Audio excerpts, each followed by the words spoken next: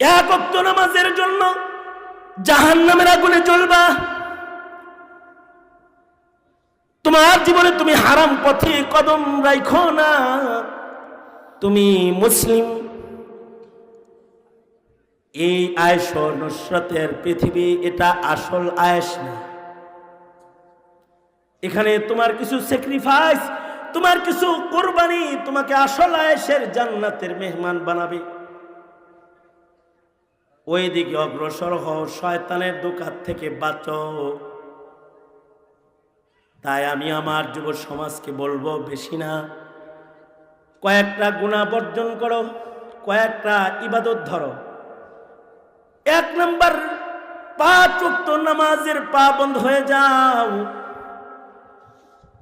নামাজ যদি কোনো ওক্ত ছুটে যায় তো পরের ওক্তে কাজা কইরা চোখের পানি ফেলে আল্লাহর কাছে কও, ওগো আল্লাহ, আমার নামাজ ছুটছে, আমি পেরেশান, আপনি আমারে মাফ করে দেন। এটার নাম ঈমান।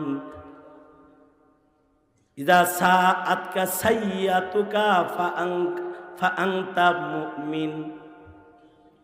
তোমার যোহর কাজা হয়েছে তো আসরের সময় কাজা করো, আসর কাজা হয়েছে মাগরিবের সময় কাজা করো। কাজা করে আল্লাহকে কও, আল্লাহ, আপনার কদমে সেজদা দেওয়ার হুকুম ছিল, আমি মানি নাই, আপনি আমারে মাফ করে দেন। এই পেরেশানির নাম ঈমান। 5 ওয়াক্ত নামাজের পাবন্দ হও। সামান্য যতটুকুন কোরআনের তেলাওয়াত শিখলে কমাস কম তোমার ফরজ নামাজ হিফাজত করা যায়, ওইটুকু অন্তত শিক্ষা লাও। দাওয়াত ও তাবলীগের নিজামের ভেতরে নিজের একটু ঢুকাও। 2 রাকাত নামাজের কিছু মাসাইল ঠিক করে লও। হালাল হারামের ব্যবধান মেনে কদম কদম চলো। নজরের গুনাহ করো না, জবানের গুনাহ করো না, বদনজরি করো না, বদজবানি করো না, হারাম খায়ো না। বাস ছোট ছোট কিছু গুনাহ থেকে নিজেকে বাঁচাও। বড় বড় আজিমুস শান ইবাদত, যেগুলোর হিফাজত না করলে পরে তোমার ইমানের খাতরা, সে ইবাদতগুলোকে হিফাজত করার আদত বানাও। ওই ইবাদতগুলো আদায় হইলে নিজে খুশি হওয়ার স্বভাবে মুমিনের রঙের দামি সিফাতের মালিক হও। গুনাহ হয়ে গেলে পেরেশান বান্দা, মুমিন বান্দার গুনাহের পেরেশানি তার জীবনের বড় পেরেশানি। এই পেরেশান ইমানের মালিক হও।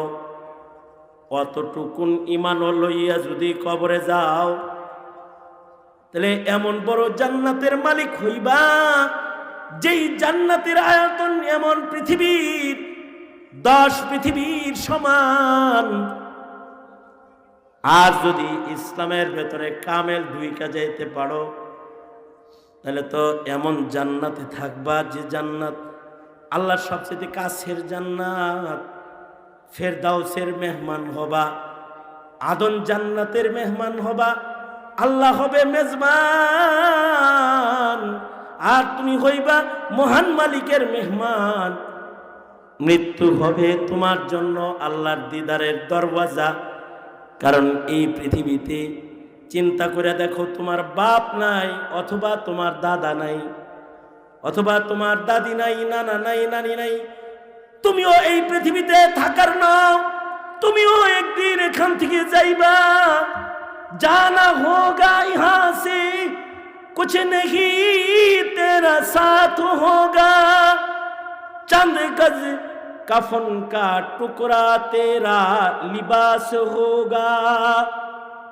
কয়েকটা কাফনের টুকরা কাপড় ছাড়া তোমার সাথে কিন্তু আর কিছুই যাবে না।